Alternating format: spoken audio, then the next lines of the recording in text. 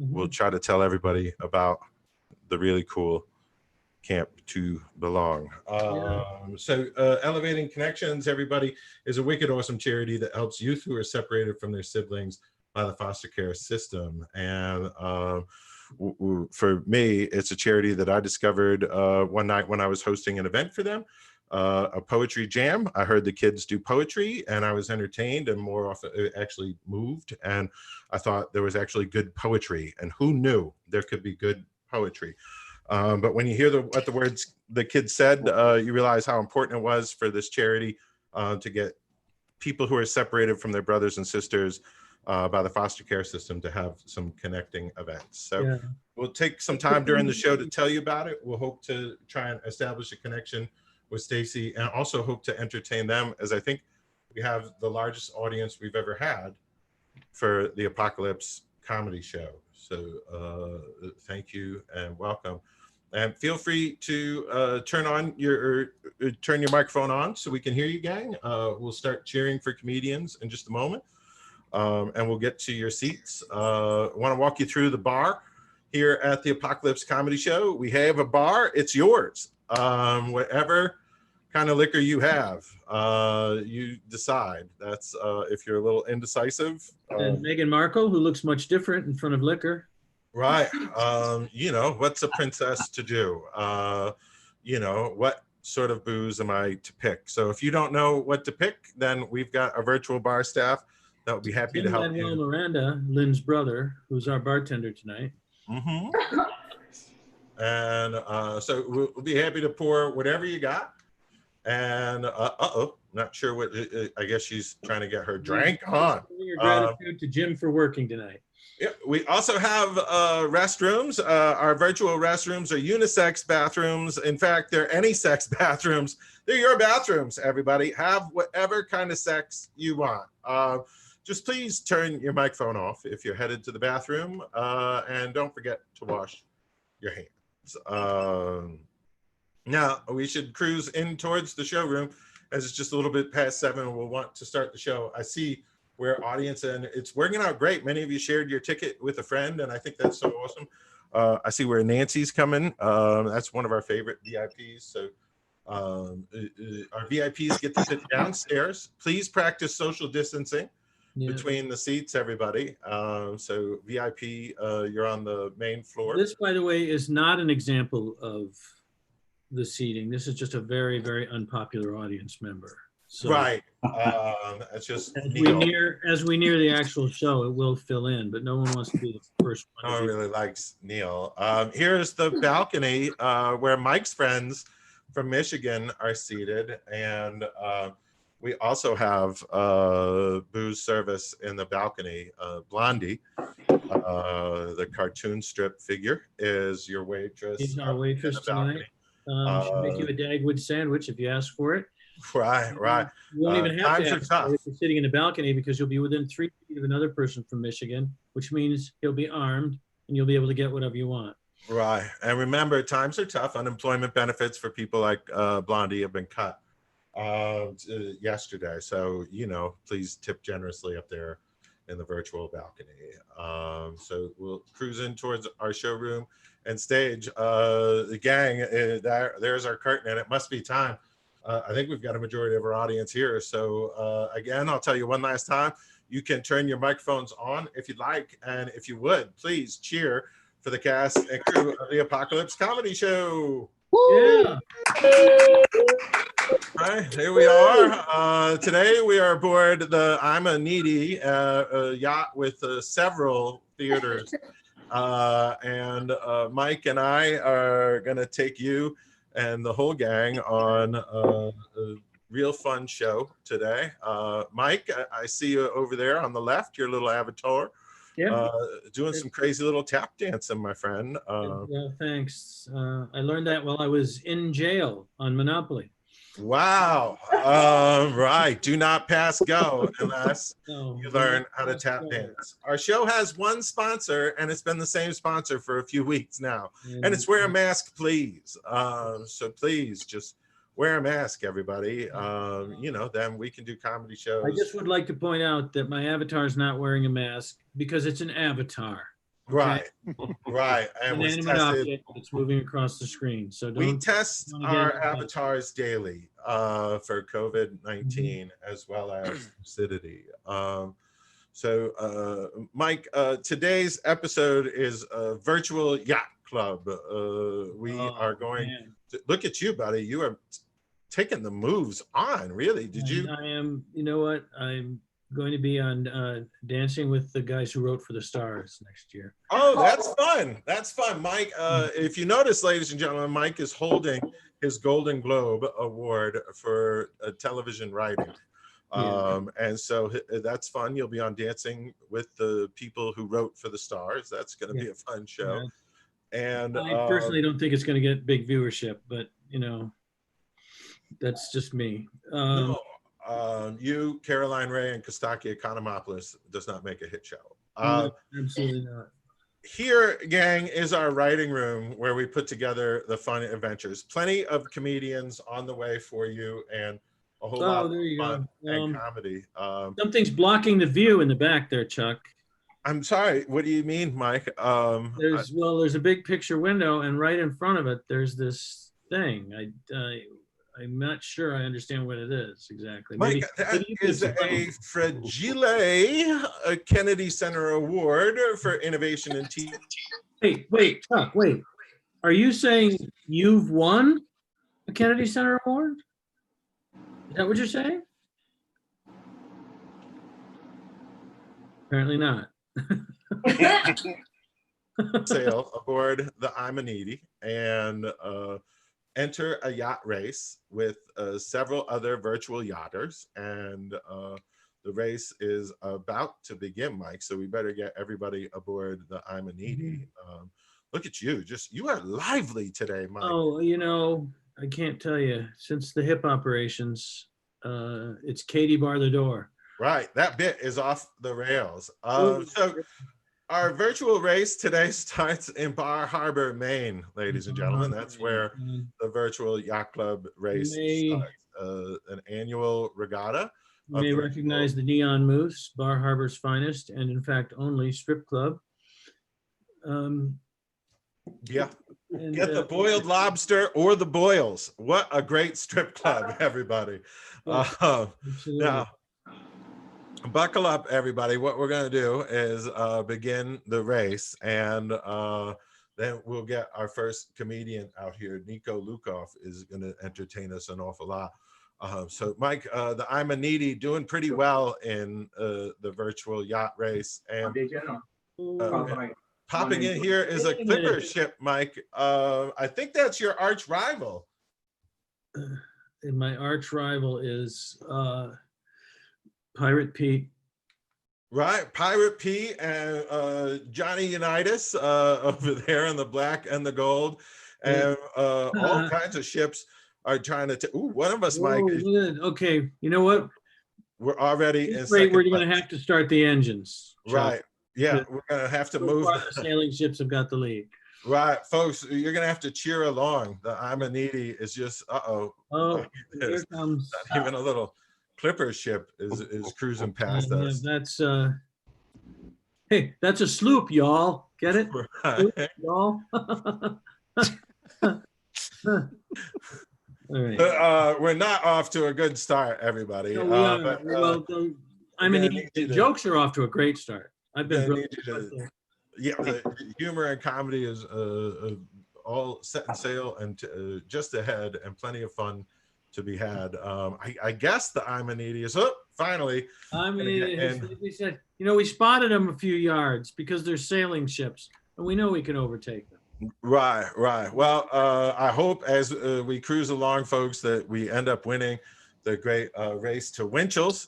Just so you know, that's where the end of the race is, Winchell's on Broadway in Denver. So that should be very fun to get our virtual. The prize is unlimited crullers, unlimited virtual crullers, as many as you like. Blueberry, French, every kind, maple. Oh, I can almost taste them. Why? Because I'm not there. I look forward to the Boston Cream. And my friends, what we're going to do is check out yet another theater, more theaters on the Amanidi than you can imagine, and yet was safely seated in all of them. And we've got several funny comedians to share with you tonight. Our first comedian, Mike, is someone who we caught on your open mic show, right? Absolutely. That's Monday nights. You have a show, and we found this first young man who does some really clever online comedy. And would you please, everybody, and also runs a website, not a website, a page on Facebook that's like excellent. Right, Place Comedians. So we met all kinds of great comedians. Email address. Right. We met all kinds of great comedians thanks to this next performer. So would you please welcome Nico Lukoff, ladies and gentlemen. Yeah. Hey, thank you. You guys are so kind. I'm really glad you went with the name of a yacht that wasn't just ApocaLips. That's just something I get on. So yeah, I'm here. I'm an Edie. Drinks are real cheap. You just got to get them yourself.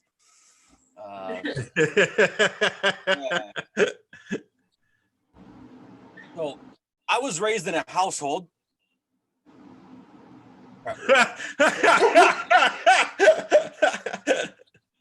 I knew there was more to that one. I was raised in a household that was just devoid of humor. Like, we didn't do jokes. We didn't do roasts. We didn't even have sarcasm. Yeah, that was super fun.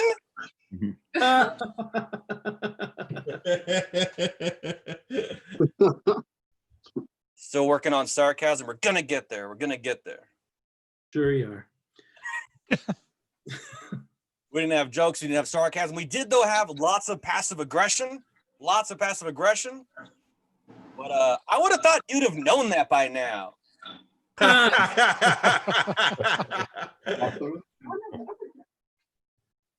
think volleyball was invented for people who just can't catch. They're like, basketballs are too heavy. Balloons are too light. What do we do?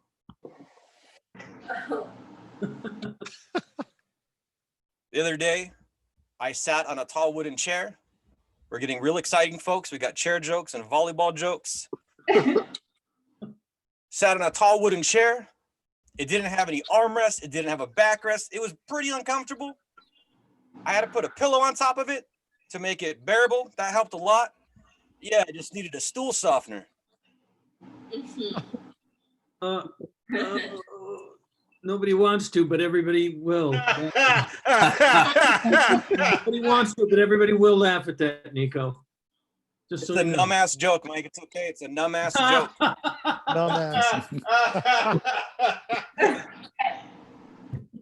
Dumbass. Maybe they just need to sit with it for a while. Okay. I got busted in high school for selling weed. Yeah, transition. Got busted in high school for selling weed because you're just not supposed to do that there. They frown upon it, which is a bummer because I was just trying to turn frowns upside down, you know? Sure. I made the same mistake that a lot of really passionate people make. And I took what was my favorite hobby at the time and just ruined it by turning it into a job.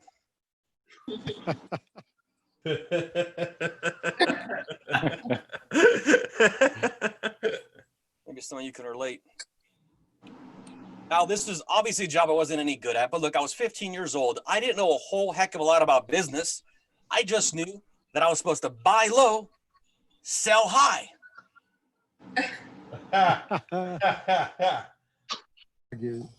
Just took it a little too literally, you know? The other day, I was doing a Zoom show, and I said exactly what I just said. And at that moment, somebody sent me a direct message in chat. Now, I'm a very professional, as you can see, a very professional Zoom comedian. So I typically, that doesn't throw me off. But they direct messaged me, and in caps, they wrote, "Not to be that guy." I'm like, whoa, what's going on? Something I gotta look like I should address, something I should address right now? He says, "Not to be that guy," but instead of literally, I think he meant to say figuratively. Like, you are literally being that guy right now. And also, thank you, because you're absolutely right. And you just helped me add about 45 seconds to my set. So that was true story. Back to this other true story. Yeah, well, I did get busted, for selling weed. I don't like to think of myself as having been a criminal, just more that I was just, operating pre-license. Colorado crowd out here. Someone's gonna get that. Industry folks, consumers alike, I was the only Jew in juvenile hall. Oh. Yeah. I put the Jew in juvie. And really, I should have been there for way longer than I was. But, some stereotypes are true. My parents hired a really good Jewish lawyer. And he goes to the judge and he said, let my people go. And they did. They're like, 3 years? Nah, 3 weeks. Mazel tov, Chaim. Yeah, you're free. Yay. And then I got on probation, which meant I had to take all these drug tests, drug tests. And I had never, ever in my life been good at tests. But I was very good at drug. And I found some ways to pass when I probably shouldn't have. But these things took time, effort. I buckled down. I was proud. I studied. I'd smoke weed. Wasn't going to stop that because that'd be ridiculous. Then I'll do some things with my test to pass. And this worked pretty well, most of the time. But then the tests just became more frequent, more like POTS quizzes, if you will. It's my dad joke. Schools love pop quizzes. Yeah, so I failed a bunch of these. I just didn't have time to study, What was I going to do? And turned out, unfortunately, this whole time, they had not been grading me the curve. Oh. So then I got sent to rehab. Yeah, want to know what's weird about going to rehab for weed? Everything. And it'd be one thing if it was like, this is rehab for weed. That was the focus. That's why everyone is here. Because in that case, what we do obviously is just smoke a lot of weed. But no, this is rehab for all kinds of things, crack cocaine, all this. And everyone's got their struggles in life. It's nothing against it, no judgment there. But it certainly made me, this entitled Jew from California who got busted for weed, the least popular kid at rehab.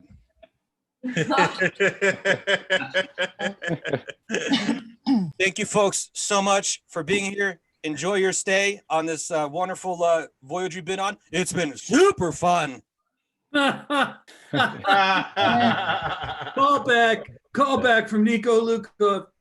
That was Nico Luca, everybody. I think he gave us a little sarcastic sign off there, Mike. No way. No. Do you, Chuck? Right. I'm a little. Hey, man. There. Mike, we ought to check in on our race and see how the Amanidi is doing in our virtual yacht race to the Winchell's in Denver, Colorado. And there's the Statue of Liberty. It's on a barge on its way back to France because. Right. Can't have any statues in this country anymore. Not sure. It looks like the Amanidi might be ahead, ladies and gentlemen. We're doing all right. We're doing okay. So keep on rooting for us. Remember, took a wiggle of prosperity there for being ahead. Right, you got to shake, right? Shake your groove thing. That's what we know about sailing on the Amanidi. And coming up, ladies and gentlemen, a very fine comedian. Well, I hope we're in the lead in the race, Mike. We've got another guy that we met from your show, and we also our show at the Mega Mike, which was at a real venue. Remember being at real places, Mike? Were we ever that young? Right. He performs on our show. He went off and got married and has been writing a lot of funny comedy. Like nothing, will ruin your life more than getting married, but it certainly will give you an act.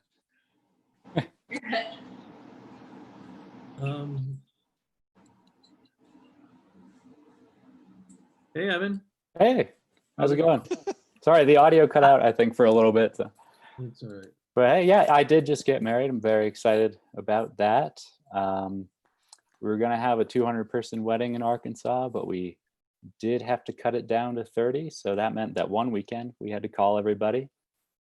We had to tell them, hey, it's just going to be, immediate family and the bridal party. And everybody just seemed really relieved. Almost insultingly relieved. But I felt bad. I felt bad that they had to pretend to be enthusiastic when we told them they could watch it on Zoom. And, I felt bad that, most people like to travel to weddings for free alcohol. And we were pretty much telling them we'd prefer you stay at home to watch the wedding, bring your own beer, and please still no children allowed.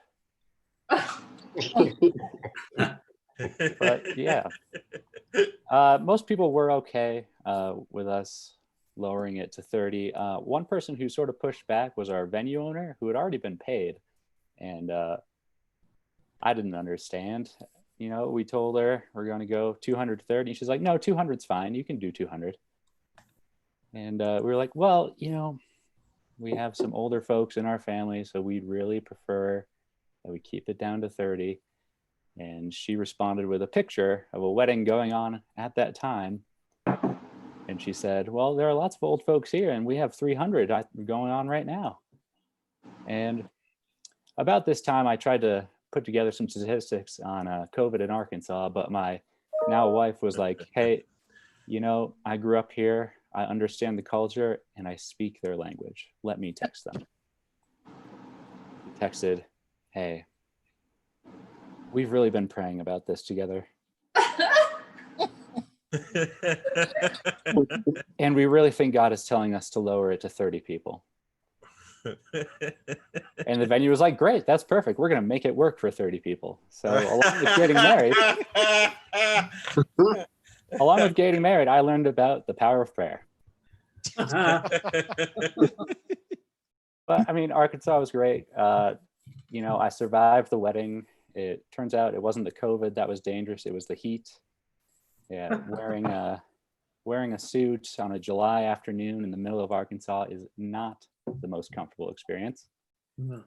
At one moment, we were out in a field taking pictures before the wedding, and as I was standing there sweating, I thought, maybe we should postpone this to December.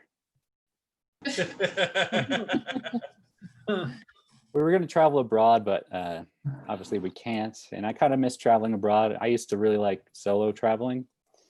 The only complication there was customs, because when you're traveling alone and you're on work or you're a student, they'll let you right through. But when you're traveling alone and they ask you what you're doing there and you say, I'm just looking around, they're going to have more questions for you. It'll start out, easy enough. Where do you plan to stay while you're here? How long are you going to be in the country? But eventually it always circles around to, why are you alone?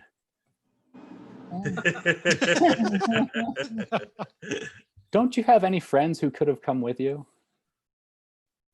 Why are you crying now? I've been excited. We got Disney Plus. We've been catching up on old movies, nostalgia movies, and we watched Cinderella a couple days ago. The story of a man and a woman who meet one time and fall in love and live happily ever after. My wife turned to me and said, that was beautiful. And then she got a text from her friend Jen, who lives in Denver. And she flew and met her friend Greg for the first time ever in Florida. And now they're moving in together in Denver. She said, that's ridiculous. I thought it was beautiful.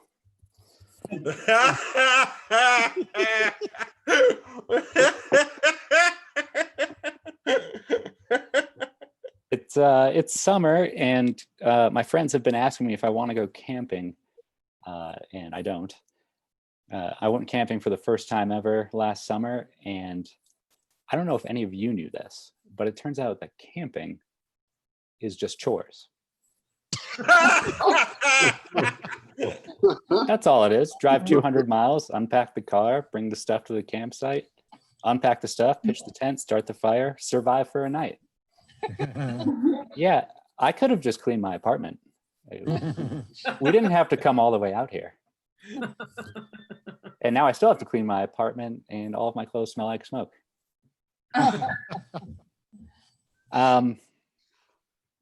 Before COVID, we were going out on a lot of double dates. So I'm glad those are done. The thing about double date couples is they always want to plan these things too far in advance. Like if they saw you on the street, they will run over and be like, "Are you busy 7 weeks from next Friday?" Yes. This one couple we knew, they wanted to go to a Nuggets game. They planned it so far in advance that by the time it was game day, they were divorced. And it was uncomfortable for us too. We liked them both. We didn't want to pick sides, and also I paid for the tickets. And I did not know how to handle that Venmo request. Thank you guys. I've been Evan Smith. This has been fun. Evans, ladies and gentlemen, oh my God. I have to tell you, Chuck, that, Yeah, Mike. well, here's the thing. I know it's fashionable and it's hip to say this COVID thing has been a national disaster and everything. And that's sort of the common wisdom simply because of all the deaths and stuff. But here's the thing. I'm kind of into it, and I'll tell you why. It's the mask, because I'm old. You like the Put on mask. the mask, I'm 40. I can flirt with the cashiers at Sprouts. I take the mask off. Who the fuck is that guy? And so I prefer with the mask. I'll be honest with you. Mask on, you're Burt Reynolds, Mark Wahlberg. Mask off, you're Mike Langworthy, Chuck Roy. Well, Mike Langworthy, maybe. Gotcha. I mean, let's not get hysterical.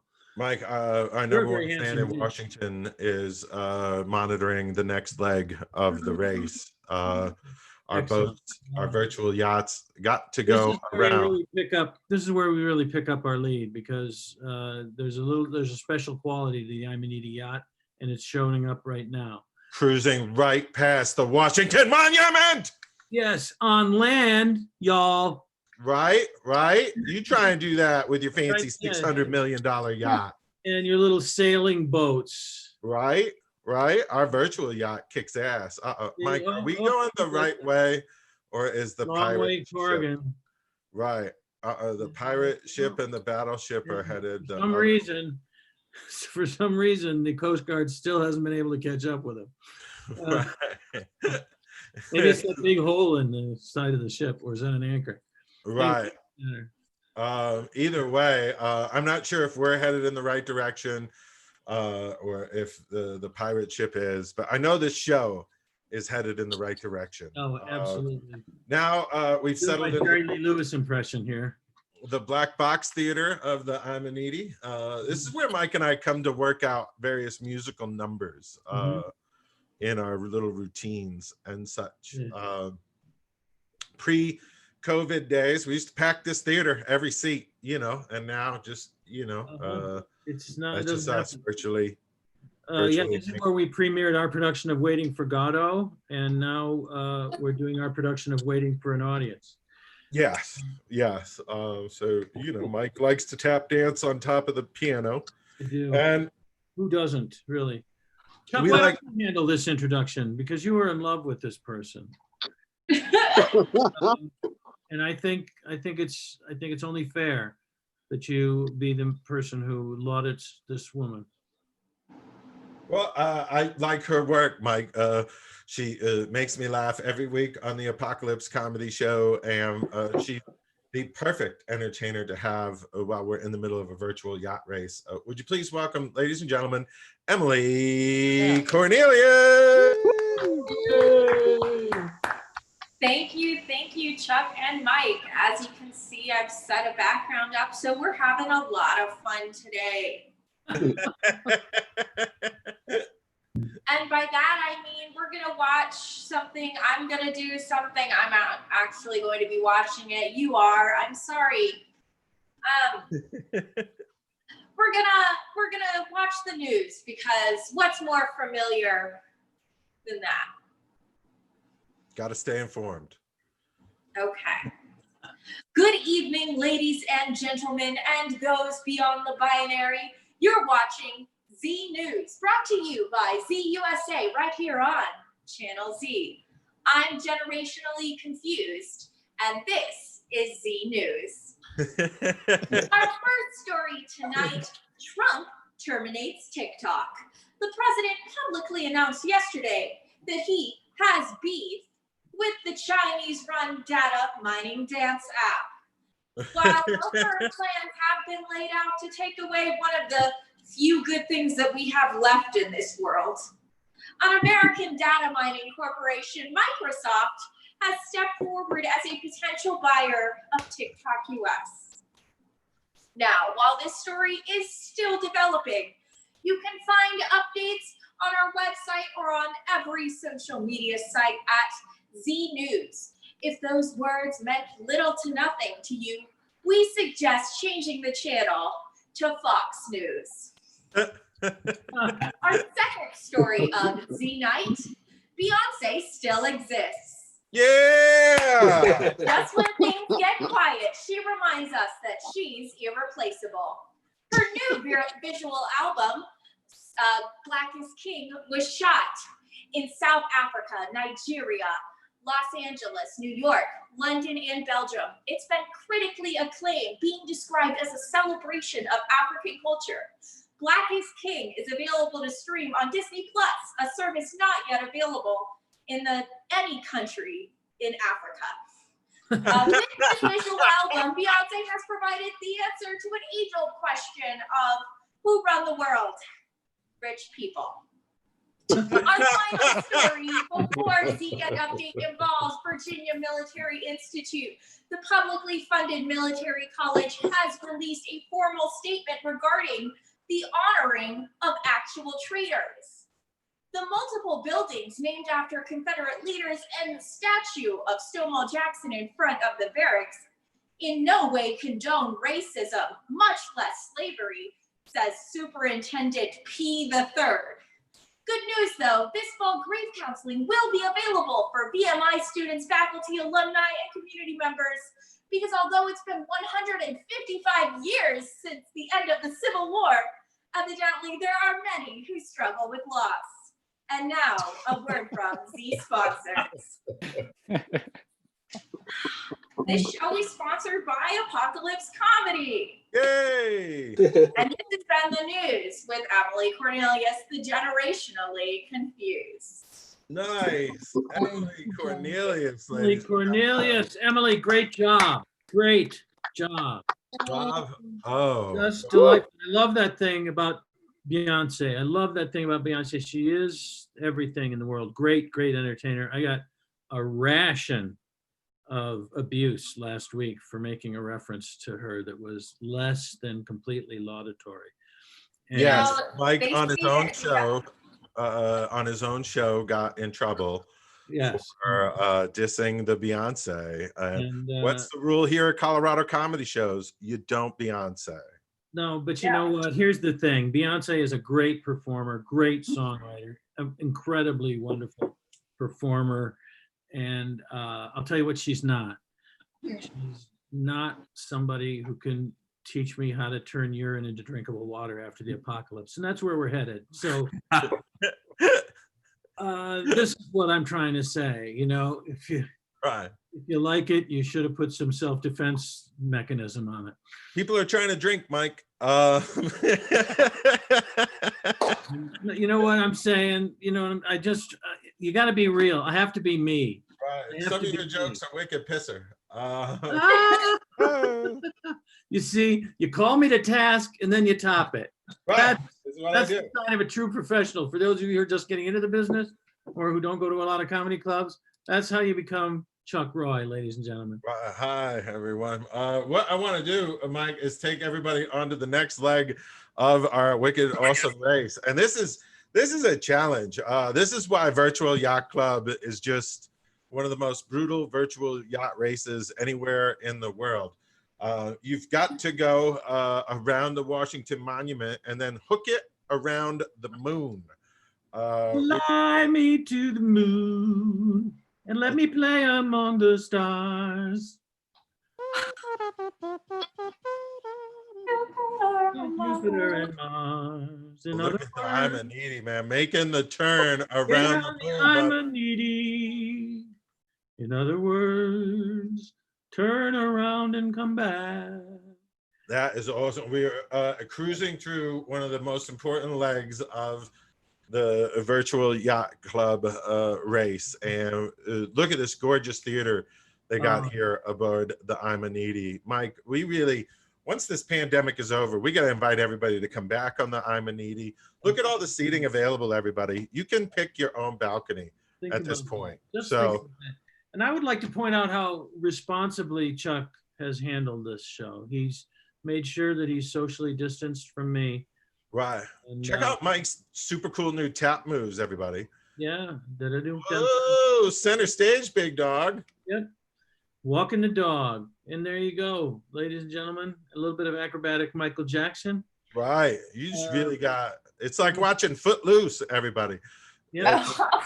You can Everybody's going footloose. you can have Kevin Bacon in your movie, or you can have a little bacon in your sandwich. A little of both. A little of both. Hey, you know what I think we should do, Chuck? I think we should say some thank yous. We got to, Mike. There are some really important people to thank. There's such a great crowd here tonight, and there's a lot of them, Mike. And we're Is there a going way to reward them? to do as many of the folks as we can. And you know, if we missed you, we've got big important thanks for you. Our VIPs is super important to say thank you. Woo! VIPs. Vicki Phillips, thank you so much. Thank you. Thank you, Vicki. VIP ticket. We see you, You're Vicki. welcome. Say it again. Where you watching us from? From our gorgeous bottle-capped wall in Oh, look at that. It's our beautiful. patio. Okay, so watching from the patio. That's awesome. Well, welcome, Vicki. We're so glad that you made the most out of being with us. And Ed Ducharme, thank you so much for Thank you. joining us, Ed. Here's some special recognition for you. You super awesome VIP. Hope you're enjoying the show. And that John Harris, thank you so much for joining us, Mr. Harris. We appreciate you. It's an embarrassment of VIPs. We have a tremendous VIPs tonight. There's so many VIPs, and we have cool presents for you. Derek Curd, thank you for joining us. Really, curds are some of my favorite. Love your cottage cheese. Yeah. You got to weigh whether or not you should say this last name. You're better than that. You're better than that, Chuck. No, I'm not. Gang, every one of our VIP members, this is what's so great about being a VIP, is we really try to just lay it out for you. We want to recognize you during the show, and then we want to give you the coolest gifts. And this week, you get to imagine owning this really awesome yacht. Wow. Yeah, look at that. What's that, 5 levels on there, Mike? Mike, what do they even do on the top level You know up what? there? What they do is they stand at the rail and they piss on the people who have slightly smaller yachts. Yeah. Piss on those people. They have the 5 levels. Right. And there's 5 levels above water, and then below water, that's where they keep the slaves that row the boat. They probably cut the cocaine, right? Yeah, Right? There's absolutely. probably some sort of cocaine cutting. Folks, what you can tell about Mike and I is I am very fat, Mike a little fat, and that tells you we don't do coke. Okay. Oh my gosh. Gang, VIPs, you also win this Love Boat float. You get to imagine owning this right there on the Rhine River, your own Love Boat Gay Pride float. The So Love Boat. feel free We to don't care who you're with. The Love Boat. imagine yourself being on that boat. Imagine being in close proximity to other people who are having fun and nobody's catching a virus and dying. Won't that be something you can just hold on into your heart? That's what you get with your VIP ticket. Whoa, suddenly it's a science fiction show, Chuck. Yeah, you get to picture yourself here with people and, imagine responsible government, science. Chuck, excuse me for interrupting, but isn't there some way to acknowledge the people who weren't VIP Well, holders? we should, and we snuck in one last gift for the VIPs. We wanted to keep going with the ocean theme. So the VIPs, you also just get to picture your own Frank Ocean. Absolutely. What's the thing Absolutely yours. Totally. Just feel free. And on the left, on the right there? These There's a thing. themes. Well, it seems to it just went right along with it. There was a mic stand, and there was nothing. So I thought we should put my Kennedy Center Award there. Oh, yeah. Balance out the frame. Because you So- don't acknowledge yourself enough, and I think it's you're moving in the right direction in self-love, and I like that. Right. You know, they told me to promote that when I won that. So, Uh-huh. Mike, What about the up in general our mood management? balcony. Thank you, balcony seating folks. Look, our VIPs are important to us, but the balcony, you make us strong. And you sit above us and judgment. You win this. I don't know what it is. I think I know what it is. It's edible. It's a snack. It has sesame seeds on it. There's some type of ham looking thing and a dipping sauce. And as soon as we determine what it is, you're each going to get one. They look like larvae. It looks like they're pigs in a blanket using cruller dough. Who said that they look like larvae? And I think that's true. But Yes, if you don't eat them quick, they turn into your relatives. Oh my God. all right. Listen, when we talk about our ticketing and say our thanks, we also like to try and find some time to tell you about our favorite charity. They are out in the remote. So I'm looking through to see if we have Stacy. I think we lost Stacy. Stacy, do I have you? Oh, there you are. You have me, yep. So You have all of us, actually, from Camp Too Long. oh, perfect. So live from Camp Too Belong, everybody, Stacy Sanders and the awesome gang from Elevating Connections. And how about a hand for the security cameras, huh? Okay. We had you all on mute, but I want you to know that we're all clapping and cheering for all of the comedians that have already gone. So you know, for real, right? Yay.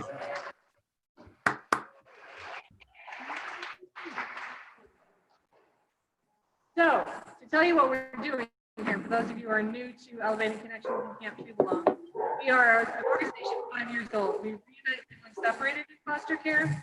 That's the thing. They suffer abuse and neglect at the hands of their parents, and then sometimes they're separated. And so one thing that we are able to offer is the opportunity to bring them together, to give them all sorts of time just to be kids and reunite them. And because of COVID, a lot of our kids are seeing each other even less, if you can imagine that. And so we were able to find a really safe way. As you can see, everyone but me was wearing a mask behind me. And we modified, we're not having overnight camp, but we are bringing 23 brothers and sisters to campus on a daily basis. Woo-hoo! Not be happening without the crew behind me. So, and a whole lot of people that have faith in us and keeping their kids safe. So we are thrilled to be welcoming them, to be here with all of you. And thank you so much, Chuck, for your ongoing support, because seriously, we cannot do this without support from the community. It's not possible. Oh, this is just awesome. This is just awesome. This is our largest crowd we've ever had watching the ApocaLips. And I see you, Vicki. Thanks for giving us the thumbs up. Those of you who are listening along, I hope you were able to hear. This is important to us. I really enjoy this charity. I think they do great work. And I think we're lucky to be able to take a moment to highlight them. Imagine being separated from your sibling during this COVID crisis. And the Elevating Connections offers connecting events that help the youth connect with their sibling, and that builds a good foundation. And I'm glad we do what we do. With school coming up, it's important that we get the right technology into people's hands, and that's what Stacy does. So way to go, everybody up at Camp 2 Belong. That just warmed my heart to see you all, and we're so glad that you can be laughing along with us. It's got to be better than poetry. That part I was kidding about, Stacey. I was kidding. I was just kidding. You know I love the poetry. It makes me cry. Speaking of comedy that makes me cry, on Monday nights, Mike Langworthy hosts a terrific show called Open Mic, and it's where we met some of the comedians you've seen here tonight. So if you'd like to try some comedy, that's a great place to just cruise on, and you can try stand-up comedy or watch comedians from around the world perform. Yeah.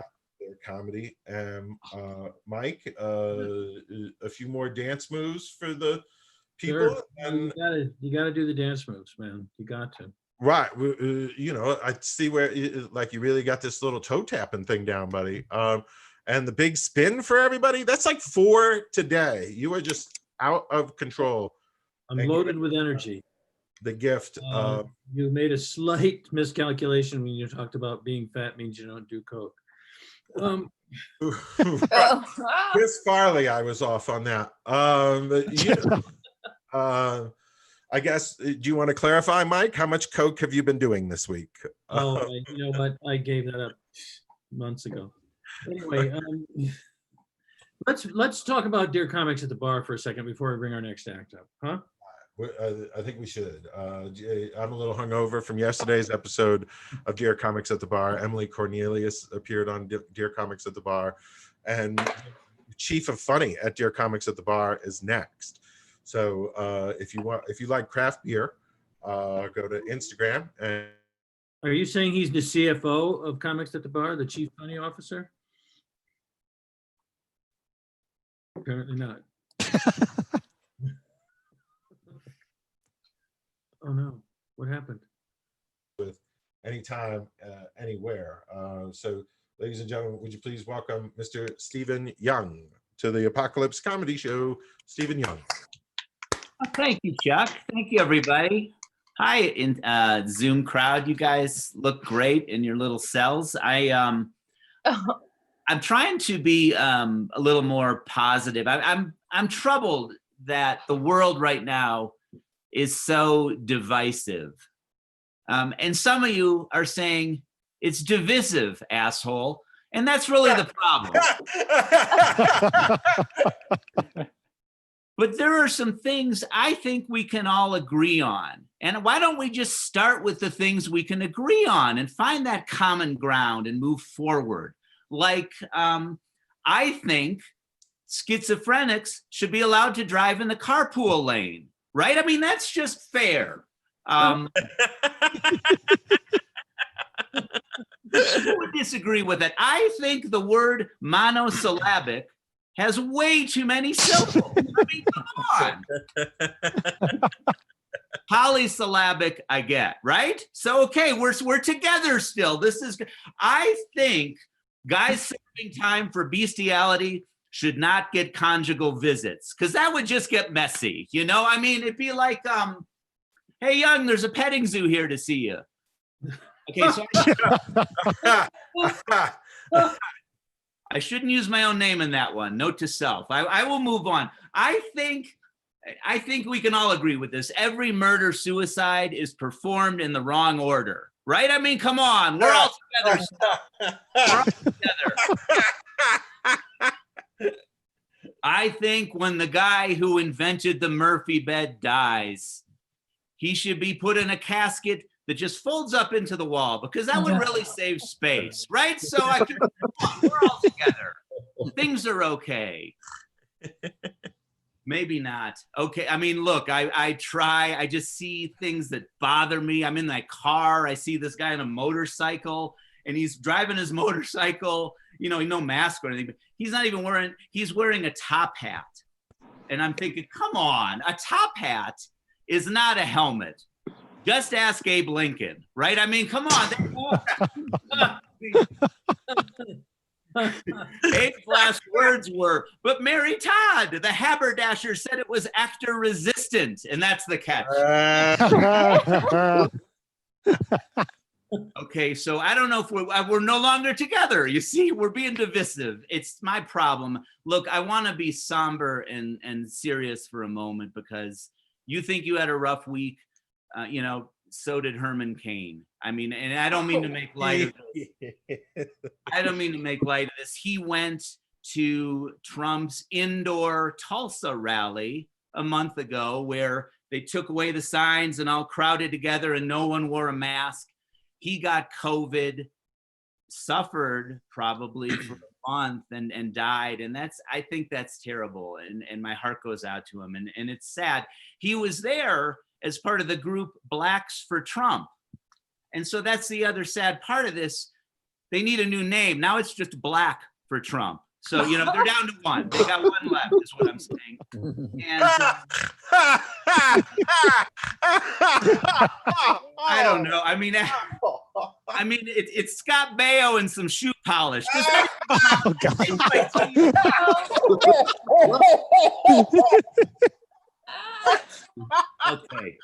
Okay, this is going to get worse before it gets better, and I'm sorry for that. Those are words I haven't used since my honeymoon night, but let's plow forward. So, The thing you said on your wedding night. yeah.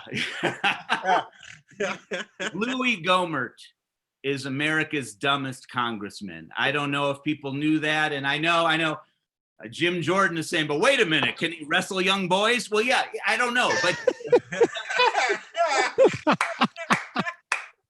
he's our dumbest congressman. He eschews masks. He thinks it's a hoax. He doesn't wear a mask even in the hearings where he's supposed to. He came down with COVID. And his explanation, of course, is he says, well, you know what? The one time I wore a mask, I think that gave me COVID. And that's how this man thinks. And it seems stupid, right? But then I realized, actually, his wife told him, you know, the one time he wore a condom, that's how she got pregnant. So he's been there before, is what I'm saying. I got a tip for you, Louis. It was the milkman. I'm sorry. I mean, neither you or your wife is Chinese. Did you ever think? No, I don't. So I'm sorry about Louis Gohmert. I hope he feels better soon. I hope he keeps to himself. I mean, the news is troubling right now. Mississippi is running out of coroners. I did not make that up. And in Mississippi, to be the coroner, all you need is to be 18 years old, have a high school education, and be comfortable being around death.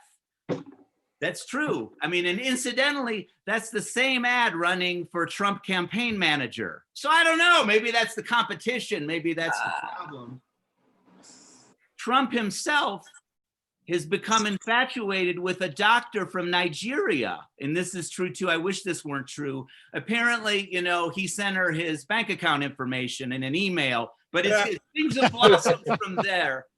She believes in, you know, malaria pills. She believes actually that a lot of women's reproductive problems stem from them having sex at night with demons. Yeah, that's her theory. And Melania's like, oh, so maybe that's why I'm growing a penis. So I don't know. That I think I need a better that one. Let's work on that. Let's table that one, Mike, please. Yeah. But no, it's a good one. Okay, because Russia's come out with a vaccine before everybody else, kind of an unconventional vaccine. I don't know if you trust Russia for this kind of a thing. I mean, it's more of a prophylactic. I don't know. I mean, I guess what it really entails is they have two hookers pee on you, and our president swears by it. So I don't know. Maybe you want to try it, see if that works. Sterile. Yeah. So look, I badmouth our president, and perhaps it's because there's so much ample reason. But look, there are things he's done that people don't give him credit for, and I wanted to tick those off because this is important. Like right now, you know, Florida is being buffeted by a record hurricane season. We're already in our 9th hurricane. They are being flooded. And, you know, it's from all the pollution and the lack of regulation. But still, fortunately, Florida has plenty of malaria pills right now. So they are ready. That was very smart. The other thing our president has done that is great, he has managed to cancel 2 Republican conventions. That is unprecedented. I'd have been happy with 1, but I'll take 2. And thirdly, look, one thing he has done is he has allowed millions of Americans to learn to rename the simple garden hose as the outdoor bidet. And so, look, we've made some progress here. I guess I will end with this. I have a few impressions. Chuck, do you want to see my impressions, or are we running out of time? Oh yeah, please. Definitely. Okay, I don't normally do impressions, but it's a big crowd, and so I wanted to do a couple. Here's my first one. This is a character. This is a superhero I'm going to do. This one is called Gratuitous Profanity Man. You guys ready for this? Yeah. What seems to be the problem here? Cocksuckers? So anyway, I feel like I nailed that one. Here's another impression I have. It is called Fine Bedding Linens Detective. Fine Bedding Linens Detective. You ready for this? Sure. This pillow is a sham. So I mean, and my final impression is this is another superhero people haven't heard much about. It's go backwards 3 seconds in time, man. So here goes. What seems to be the problem here? What seems to be the problem here? Okay, it goes on for a while, so I'll just end it there. Anyway, you guys have been great. Thank you. I've really Thank you, Chuck. Young. Chuck. Yeah, buddy. Stephen Young was awesome, was he not? Yes, he was. Yes, he was. There were other awesome comics on this show tonight. Do you remember, Nick? Much, Mike. We really did. We had we started with Nico Lukoff. We have more comedians coming up, right? Right. Yes, we do. However, we should just remember Nico Lukoff. Yeah, all the way back. Then there was Evan Smith. Was here, very funny. Glad to see he's married. Wonder what it's like to no longer have sex. And then Emily Cornelius. Fine. It's was fine. very funny. Right. Yeah, I'm sure you look happy. Emily And Cornelius gave us the news, brought us up. You don't just laugh at a Chuck Roy show, you learn. right, we definitely learned there were things to Google. Sometimes you don't even laugh, you just learn. But that's usually during my set. Anyway, they were all great. Work on that. Baby steps, everybody. Yeah, sure. And we met Stacy. We gave away prizes. We do have a super headliner, and don't forget the race finale. Who is going to make it to Winchell's first? And that is going to be tenterhooks. Important. Yeah, I'm on edge. Pins and needles. And so the crowd is obviously super excited for a virtual hometown favorite, ladies and gentlemen. Yeah, absolutely. We enjoy his comedy and his comedy. We've all been waiting for us. So would you please welcome, without further ado, your headliner, Craig Abramson. Yeah. Hey, can you hear me? Can you guys hear me okay? Yes. Yeah. Woohoo! Yes. Technology.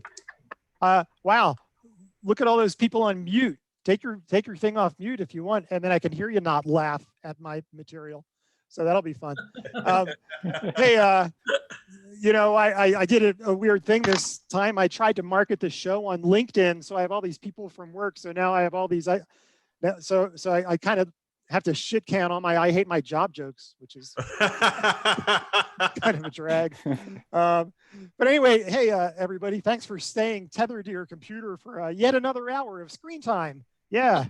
I'm really starting to understand why even before the pandemic, all the bookstores were starting to close. We're like 5 months into this thing, and I have yet for someone to come up to me and tell me about a great book they just read. Like 10 years ago, they wanted to burn all the Harry Potter books. If that happened today, people would be like, wait, what? Harry Potter was a book? So I'm really lucky. I've been able to work from home the last several months, but I'm not going to lie, I screw off a lot. And I wonder if I got fired, how would that work? Like in the old days, they'd walk me out. Now what happens? You get the call from HR. Mr. Abramson, you've been screwing off. You're fired. I need you to gather your belongings, go out to your front porch, text us a selfie, show us you've done that. Your neighbor Josh will be conducting the exit interview from his kitchen. Nah. So I'm keeping my day job. I work in tech. My official title is Senior Marketing Analyst. That's relatively recent. I used to be a middle-aged marketing analyst. Senior marketing analyst, just like a middle-aged marketing analyst. We just have larger prostates and we like softer foods. Sometimes a little nap in the afternoon. Anyway, so I've been at my company like 25 years now, and I occasionally look for new jobs online, and they all have descriptions like fast-paced, multitask, must be a self-starter. And I hate to sound like the old guy now, but at this point, I really just want a job where someone tells me what to do, and it's one task, and I do it slowly. I think my ideal job is like the counter at the DMV. Okay. That's what I'm going to do. That's the goal. So for a while, my job, I got to do artificial intelligence for a little while, and that was a blast. It was really cool. Artificial intelligence, already a big part of our lives, especially if you're on the internet, you see it every day. I always wondered if you're like a terrorist and you're online searching for bomb making equipment and emailing your terrorist buddies and planning your next attack, what kind of Google ads come up? Fertilizer, hardware, nails, stuff like that.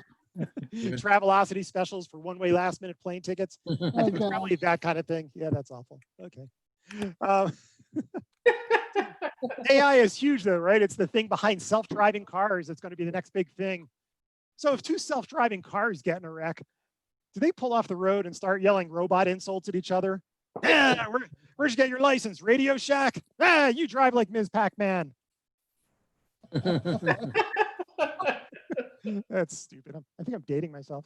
Nah, I think what's really going to happen is the cars will pull off the road, though. The humans will get out, and then the humans will start yelling at each other, and each one will all of a sudden be an expert on AI. Just like my racist high school Facebook friend is all of a sudden an expert on immunology. Dude, we both got D's in chemistry. Now, I think the AI car passengers, they're going to get out of the car. They're going to start arguing about data sets and overfitting and algorithms.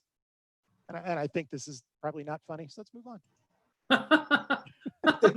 So I do a ton of Zoom meetings. And this weird thing happens every now and again. You know, like in real life, when you look someone in the eyes and you really make that soul connection. One of the weirdest things that happens on Zoom meetings, and now you're not going to be able to not do it, is when you make deep eye contact with the other person in the meeting, but you're really not making deep eye contact with them. You're really just making like a soul connection with your monitor. I think that's what it's going to be like when we're allowed to marry robots. All right, that's weird. Okay, I'm going to change the subject. Wow, look, everybody's off mute and no laughing. Let's try a different direction here. I'm seeing a lot of nodding heads, though, man. A lot of nodding. Oh, they're agreeing. That's what we're after in comedy is tacit agreement. It's a very agreeable. I agree with your approach to that joke. Where now a punchline is called for. No, sorry, I'm getting off topic. I'm getting old, and it's weird getting old. Everyone around me is getting old. My last visit to the chiropractor, in the middle of my adjustment, he threw his back out. Hello. And you know, when you get old, people start to treat you different. I just lost some weight. You can't tell because you can only see me from the neck up. But I ran into a friend recently, and he's like, "Wow, you lost weight. Are you okay?" That kind of thing. You get that shit a lot. So I thought about getting a DNA test, but I don't really need a DNA test. I know what I am. I am 80% white privilege, 20% white trash. I have a nice house, but I got a lot of crap on my lawn. And, I think I'm going to put a car up on blocks and try and get that up to 30%. Anyway, so we're trying to sell our house, and you know, that's when you really start to realize how much crap you've accumulated when you try to downsize. So we're trying to sell it, and we had a buyer come through, and we told him we had a new sewer line put in. And the guy's being kind of an ass, and he's like, "Do you have a video of the new sewer line?" And so I didn't save that, but I gave him a DVD of my last colonoscopy. And that seemed to work. That did the job. So there, now that we're in this pandemic thing, there's a lot of weird online comedy opportunities. I did a comedy writing workshop a couple weeks back. Never did one before. I thought it'd be kind of fun. They give you a topic and then they give you a week to write stuff about it, write jokes about it. And it's like, oh, that could be fun in theory. The people in my group got stuff like beer and sports and Netflix series. I got minorities, for real. What's a 58-year-old white Jewish guy from Denver going to be able to bring to the table about minorities? So I went online to learn more, see if maybe I could find, say, a report about minorities. But the internet's a funny place. I ended up watching Minority Report. But here's the thing, Minority Report, mediocre movie, very interesting concept. It takes place in the future where the government uses mutants and technology to predict future crimes. And then they arrest the people for the crime that hasn't been committed yet. That's right. The movie Minority Report is all about arresting people for crimes they didn't actually commit. So I feel like minorities today would be like, yeah, I wish they'd use mutants and technology to arrest us for crimes we didn't commit. In the South, they just use paranoid old white guys. Took a very long time to get there, but that was the minority joke that I came up with for the workshop. And it was a similar reaction. Anyway, so the world is really going crazy. There's a lot of demonstrations. The demonstrations in Portland, it's weird. Walls of moms are on the front lines. They're getting tear gassed, getting the crap knocked out of them. And the riot police, they're the ones driving around in minivans. I don't understand that.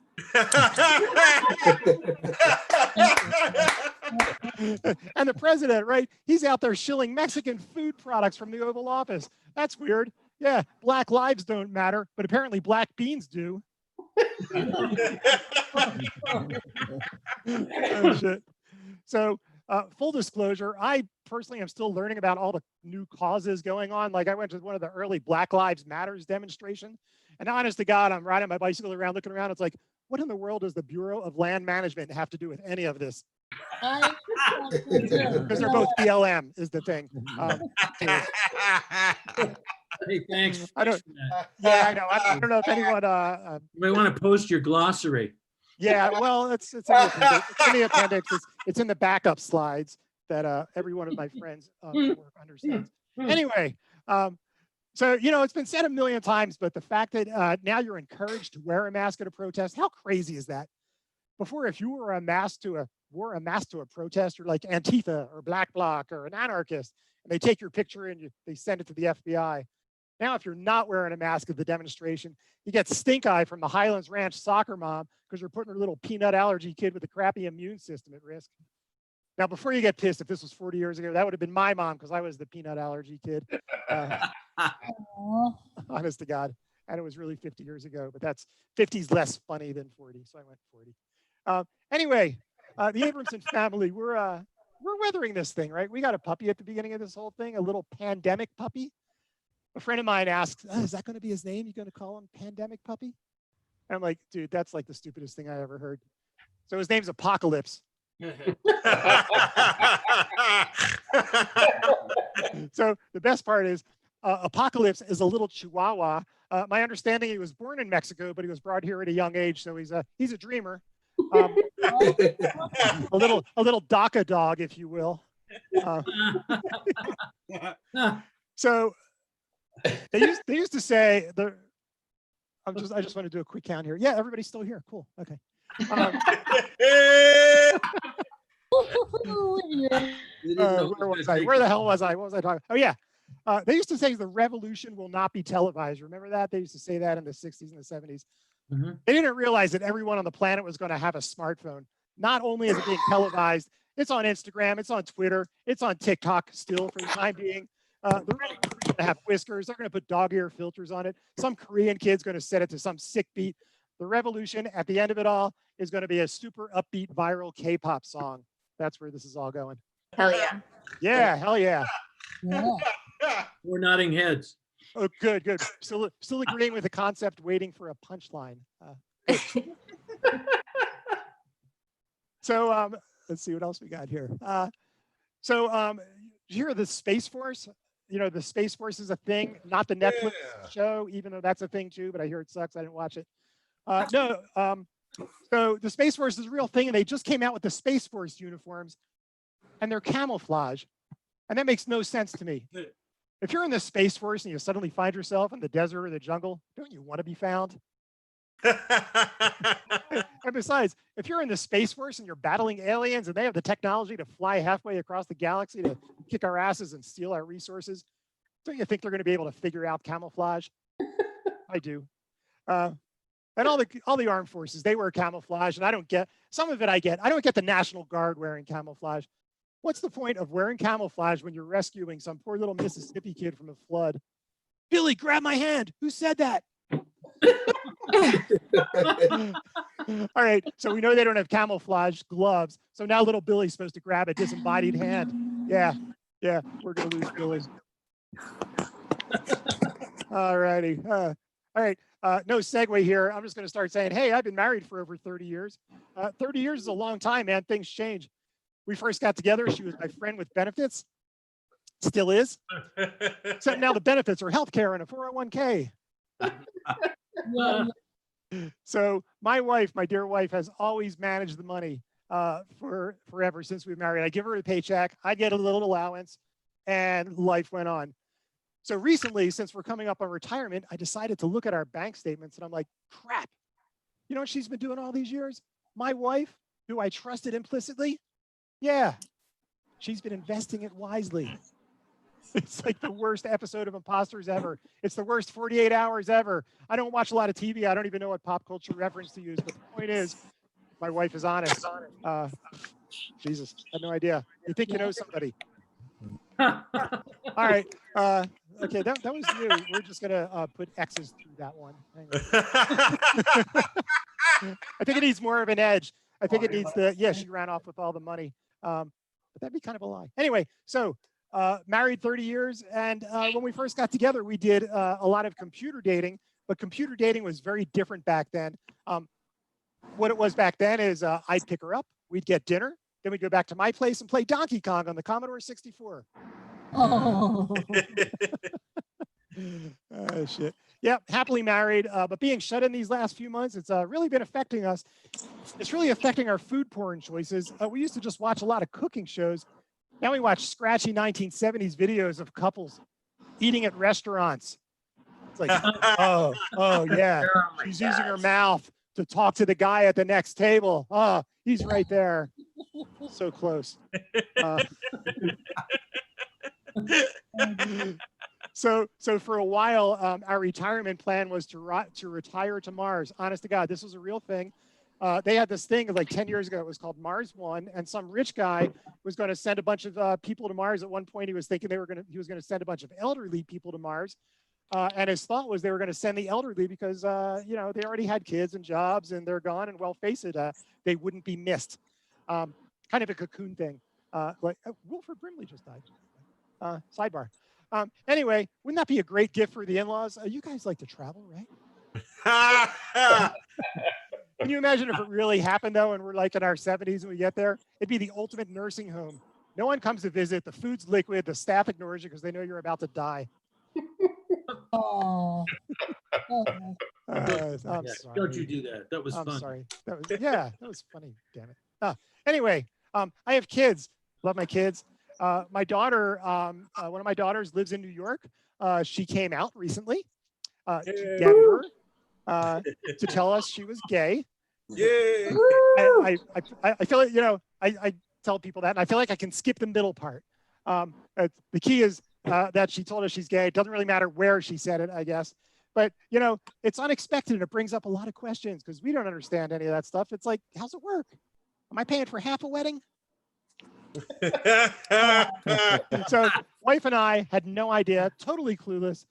We shouldn't have been, because like in her high school art class, she did a lot of art. Was always drawing nude women. Honest to God, we have tons of nude women that she brought home. And at the time, we just thought she had this deep appreciation for the female body. And that's like a young Tiger Woods dad going, I don't know, he seems to like golf. So like one of the reasons she came out is she's in kind of a serious relationship with somebody, a young Taiwanese girl. I say young, she's her age. Very, very sweet young woman. And my daughter met her girlfriend's mom a few weeks back. turns out this sweet young Taiwanese woman's Taiwanese mom does not like my incredibly white daughter. My daughter told us that, and we're like, I don't get it. Is it because you're a white girl? And she's like, I think it's less about the white and more about the girl. So, wow. I guess we're paying for the whole wedding, huh? All right, one last thing. My wife is very proud of her Scottish heritage. She is even in a Scottish clan. And what we recently found out is you can apply to be in a clan by marriage. So I figured, cool, let's do it. What the heck? Very weird process, very strange. You show up, it's in a tent. Absolutely, it's in a tent. This guy shows up.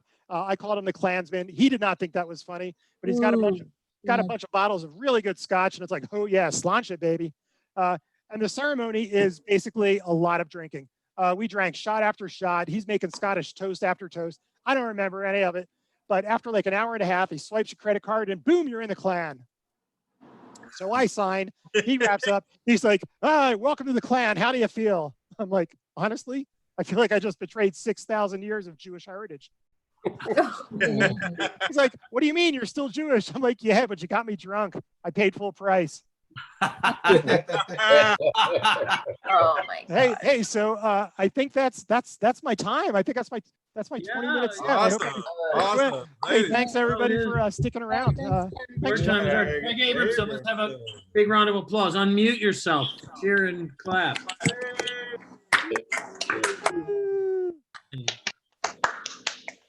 All right, thanks one person.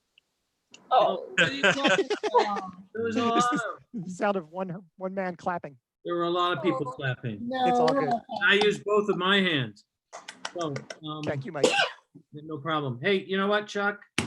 Yeah, buddy. Now it's coming up on time to pretty much, wrap things Getting up. towards the end of the big show. There's just a little bit more entertainment left. Everybody, a nice round of applause for all of our comedians. Nico, Evan, Emily, Steve. Stephen and Craig. Yeah, an excellent job. Right, and we better get to the end of we're here on Broadway at the Winchell's in Denver. Back in the day, Chuck and I used to go after every show and play Winchell's and Dragons here. Just got to know the winner has to absolutely pass the Winchell's. And so looking like she's in first is the I'm a Needy Yacht. And here comes the Clipper ship, sort of a head by a nose. And this is dangerous. Oh no, what's going on? Yachting. Man of War is coming up fast. Right, and remember, VIPs, you have your own. Oh God, there's I think our winner. The British Napoleonic warship wins. Yes, and the little red Clipper ship is in the little pirate. The little pirate ship can't beat us. Hey, what? They're all still getting chased by the Coast Guard. Right, still getting chased by the Coast Guard. They beat us. They totally. We're in fourth now, Mike. This was. We were guaranteed to win because even the government employees beat us. Right. So I hope they have something left at Winchell's. Maybe we'll get a bear claw. But that is the ApocaLips comedy show, everybody, and our virtual yacht club. Thank you for the sweet round of applause, Tony and friends and Vicki and everybody. Thanks to you. We really appreciate you being here as an audience. Be careful as you head to our virtual exits. Please make sure you socially distance. You'll note as you leave the ApocaLips Comedy Club that the neighborhood is kind of going downhill. So be careful. For those who are new, I'm an old Boston comedian. This is the combat zone just outside of where Nick's Comedy Stop was. And as a kid, when I was a young comedian, we would go out for drinks and link up with all the fun people here in the combat zone. Stuck on Pride Day. My ride's here. So what do we know about when the man in gold shows up, Mike? it's time to turn off the YouTube. Time for the fat man to sing. So we'll turn off the live stream. Thanks to everybody who watched us on YouTube. Coming up, Mike is going to sing a song. He doesn't know the lyrics or the tune or anything, but that's you can't see that if you're on the YouTube. You have to, be one of our awesome live